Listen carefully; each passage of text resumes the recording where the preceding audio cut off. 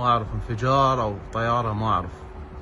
Eron parlamentining milliy xavfsizlik bo'yicha komissiyasi raisi Ibrohim Aziziy Tehronga qarshi urushda Isroilga yordam bergani sababli Ukrainaning butun hududi Eron uchun qonuniy nishon hisoblanishini aytib chiqdi. Halokatga yuz tutgan Ukraina Isroil rejimiga dronlar bilan yordam ko'rsatish orqali amalda urushga kirdi va BMT ustavining 51-moddasiga muvofiq butun hududini Eron uchun qonuniy nishonga aylantirdi, deb yozdi Aziziy X ijtimoiy tarmog'ida. Bunga javoban Ukraina Milliy xavfsizlik va mudofaa kengashi huzuridagi dezinformatsiyaga qarshi kurash markazi rahbari Andrey Kovalenko Eron 2022-yilda Rossiyaga shohid dronlarini yetkazib berishni boshlagani va rossiyaliklarga ukrainlarni o'ldirishni o'rgatganini eslatib o'tgan.